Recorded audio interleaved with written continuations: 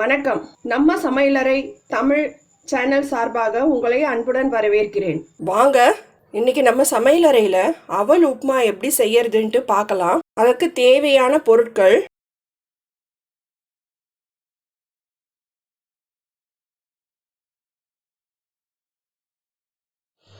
அவல் நல்லா 2-3 தண்ணி விட்டு வாஷ் பண்ணிவிட்டு தண்ணியை நல்லா இருத்து வச்சுருக்கேங்க. இந்த தண்ணியிலே இது ஊறிடும்.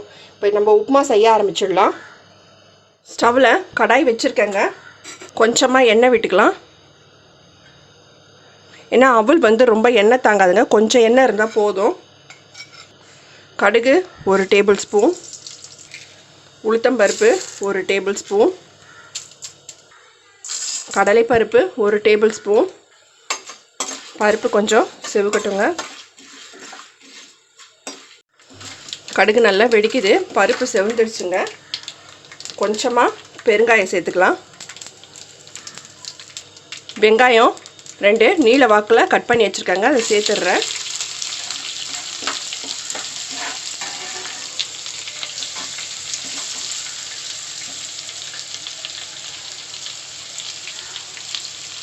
மூணு பச்சை மிளகாய் பொடியாக நறுக்கி வச்சு சேர்த்துடுறேன். கொஞ்சம் கருவேப்பிலை சேர்த்துடுறேன்.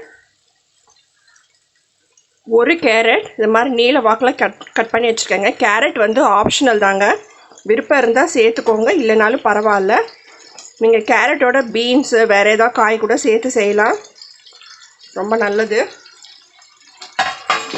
கேரட்டு வெங்காயமும் சேர்த்தே வதக்கிக்கோங்க. வெங்காயம் கேரட் நல்லா வதங்கிடுச்சுங்க. வெங்காயம் கண்ணாடி பக்குவத்தில் வதங்கிடுச்சு. இந்த ஸ்டேஜில் இந்த உப்புமாவுக்கு தேவையான அளவு உப்பு சேர்த்துடுறேன்.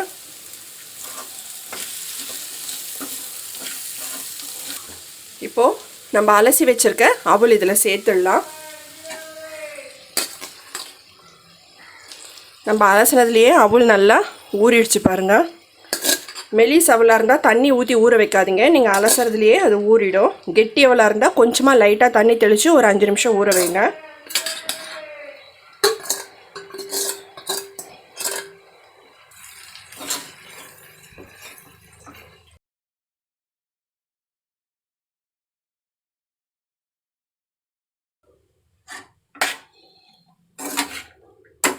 ஒரு 5 நிமிஷம் அப்படியே இருக்கட்டும்.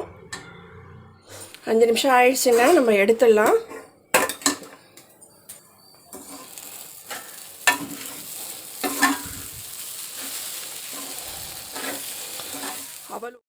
அவல் உப்புமா ரெடி ஆயிடுச்சுங்க. இந்த மாதிரி செஞ்சு பார்த்துட்டு உங்கள் கமெண்ட்ஸ் எனக்கு கமெண்ட் பாக்ஸில் சொல்லுங்கள். எங்கள் வீடியோவை லைக் பண்ணுங்கள், எங்கள் சேனல் சப்ஸ்கிரைப் பண்ணுங்கள். பக்கத்தில் பெல் ஐக்கான் வரும், அதை கிளிக் கொடுத்தீங்கன்னா நாங்கள் போடுற வீடியோஸ்லாம் நோட்டிஃபிகேஷனில் வரும். Stay connected. தேங்க்யூ.